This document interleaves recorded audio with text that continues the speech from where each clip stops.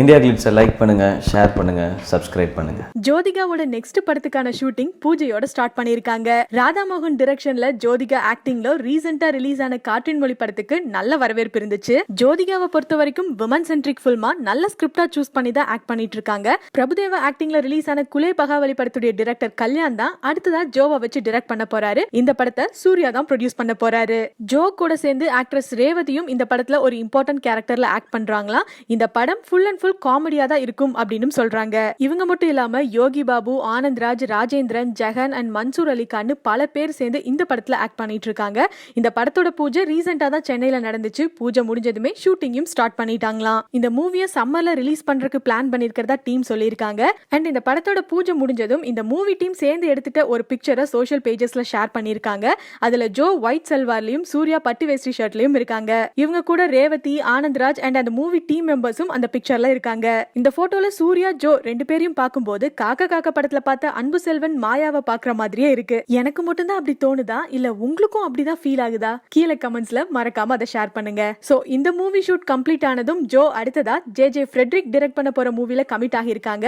இந்த படத்துக்கு 96 மூவிக்கு மியூசிக் கம்போஸ் பண்ண கோவிந்த் வசந்தா தான் இந்த படத்துக்கும் மியூசிக் கம்போஸ் பண்றாரு. இந்த ப்ராஜெக்ட் மார்ச்ல ஸ்டார்ட் பண்ண போறதாகவும் இந்த படத்துல ஆக்ட் பண்றதுக்காக பாரதி ராஜா, பாக்கியராஜ் அண்ட் பார்த்திபனை அப்ரோச் பண்ணிருக்கிறதாகவும் ஒரு டாக் போயிட்டு இருக்கு. பட் அபிஷியல் அனௌன்ஸ்மெண்ட் வர வரைக்கும் நம்ம வெயிட் பண்ணணும்.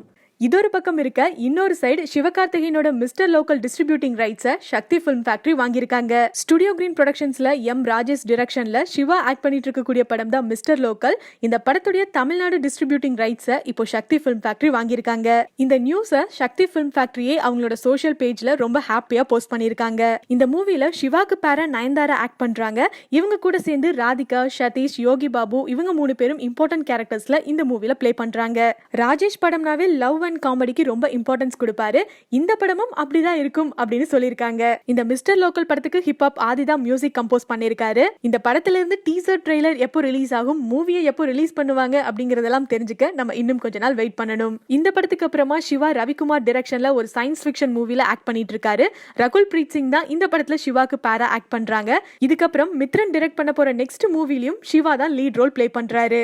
இப்போ ஆர்ஜே விக்னேஷ் ஒரு லெட்டர் எழுதுறாரு. இப்போ ஆக்டர்ஸ் ஒரு 2-3 பேர் மட்டும். First Sunny Leone. அன்புள்ள சன்னி லியோனுக்கு எப்போ தமிழ் பக்கம் வருவீங்க? வந்து ஒரே ஒரு பாட்டை மட்டும் ஆடிட்டு போயிட்டீங்க. முன்னாடி மாதிரி இப்போல்லாம் உங்க வீடியோ, அதாவது படங்கள் பார்க்க முடியுற சில சிவகுமார் சார் ஒரு லெட்டர் எழுதுங்க. சிவகுமார் சார் அவர்களுக்கு லெட்டர் கண்டிப்பாக எழுதலாம். ஏன்னா